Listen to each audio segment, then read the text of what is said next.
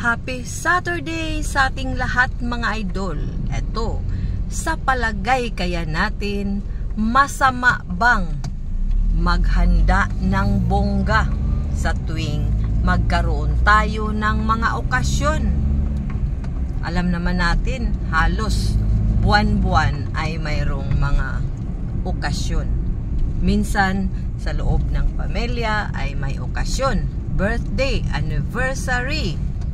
At sa sa pangkalahatan, marami ding okasyon. Pero ito ang tanong, kinakailangan ba talagang sumunod tayo sa karamihan na maghanda ng napakabongga? Hindi masama na hindi tayo magbonggang handaan. Ang masama kung maghanda tayo ng bonggang-bongga tapos nangungutang tayo para lang makapaghanda.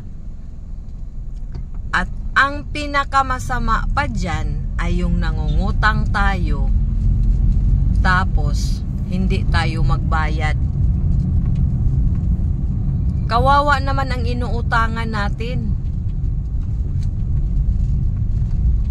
Sila ang kinukuhaan natin ng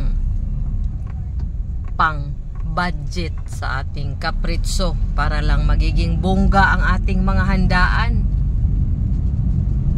Minsan ang inuutangan natin ay hindi na nga naghanda sa kanilang birthday kasi ayaw nilang makapirwisyo sa kanilang kapwa. Pero yung kung sino pa yung bonggang-bongga, purya lang sa bato-bato sa langit ha. Pasintabi po sa mga naghanda ng bongga pero sariling pera ang ginamit nila. Pero yung pareha lang sa atin ang pangkabuhayan, ordinaryong empleyado, tapos sasabay sa mga may kaya para lang makapaghanda ng bongga. Hindi masama ang maghanda for as long as kaya ng bulsa. Yan ang pinakadahilan kung bakit naghirap tayo minsan. Tapos i-blame pa natin sa gobyerno na mahirap tayo. Kasi sa buong buwan ng ating mga selebrasyon, naghanda tayo ng bongga, inutang pa. So, sana kailan pa tayo makamata sa mga ganitong sitwasyon. Maghanda lang kung kaya.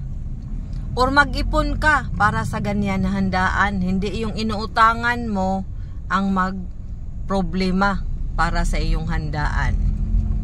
So yun lang mga idol, napakalaking tulong ito kung susundin mo. Huwag kang maghanda ng bongga kung hindi naman kaya. Yun lang mga idol, sana makatulong at mag-ingat tayo.